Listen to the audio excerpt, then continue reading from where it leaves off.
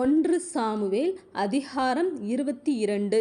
தாவீது அவ்விடத்தை விட்டு தப்பி அதுல்லாம் என்னும் கெபிக்கு போனான். அதை அவன் சகோதரரும் அவன் தகப்பன் வீட்டார் அனைவரும் கேட்டு அங்கே அவனிடத்துக்கு போனார்கள்.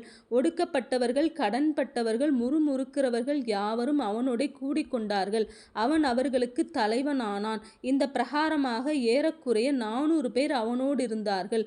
தாவீது அவ்விடத்தை விட்டு மோவாபியரை சேர்ந்த மிஸ்பேக்கு போய் மேவாபின் ராஜாவை பார்த்து, தேவன் என்னை எப்படி நடத்துவார் என்று நான் அறியும் மட்டும் என் தகப்பனும் என் தாயும் உங்களிடத்திலே தங்கியிருக்கும்படி தயவு செய்யும் என்று சொல்லி அவர்களை மோவாபின் ராஜாவினிடத்தில் அழைத்து கொண்டு போய் விட்டான். தாவீது அரணில் இருந்த நாளெல்லாம் அவர்கள் அங்கே அவனோடு இருந்தார்கள். பின்பு காத் என்னும் தீர்க்கதரிசி தாவீதை பார்த்து, நீர் அரணில் இராமல் யூதா தேசத்துக்கு புறப்பட்டு வாரும் என்றான்.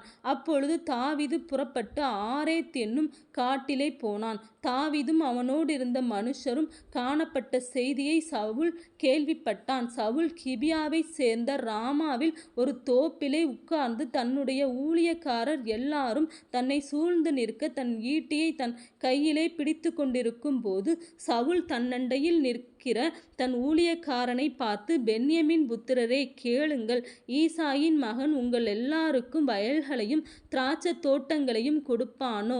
உங்கள் எல்லாரையும் 1000க்கு அதிபதிகளும் 100க்கு அதிபதிகளுமாக வைப்பானோ?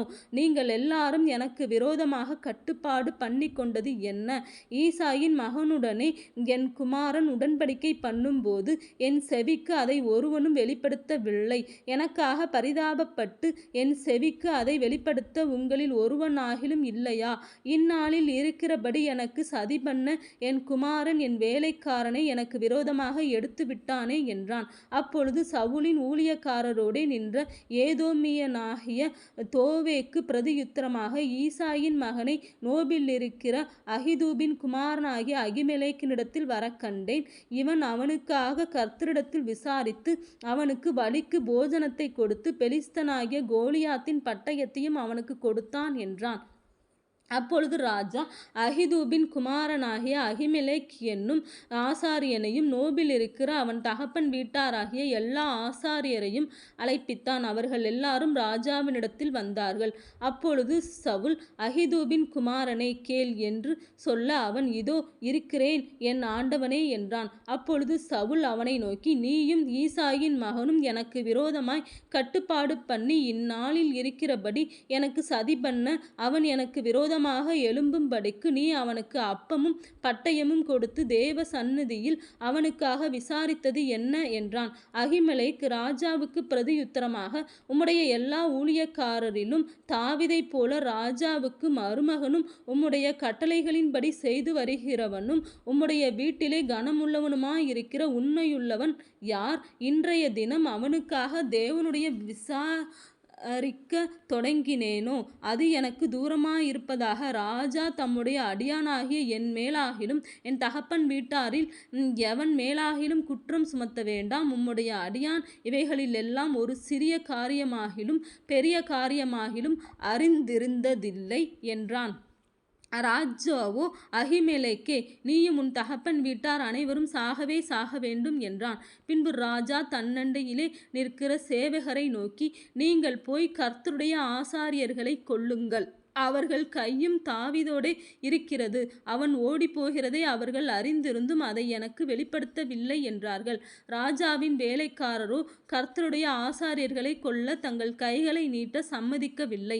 அப்பொழுது ராஜா தோவேக்கை நோக்கி, நீ போய் ஆசாரியர்களை கொன்று போடு என்றான்.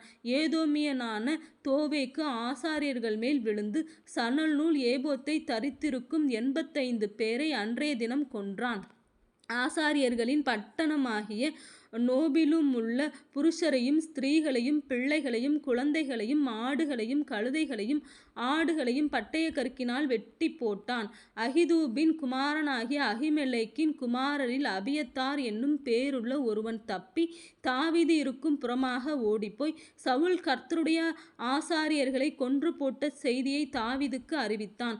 அப்பொழுது தாவீது அபியத்தாரை பார்த்து, ஏதோமியனான தோவேக்கு அங்கே இருந்தபடியினாலே அவன் எவ்விதத்திலும் சவுலுக்கு அதை அறிவிப்பான் என்று அன்றைய தினமே அறிந்திருந்தேன். உன் தகப்பன் வீட்டாராகிய எல்லாருடைய மரணத்துக்கும் காரணம் நானே. நீ என்னிடத்தில் இரு, நீ பயப்பட வேண்டாம். என் பிராணனை வாங்க தேடுகிறவனே உன் பிராணனையும் வாங்க தேடுகிறான். நீ என் ஆதரவில் இரு என்றான்.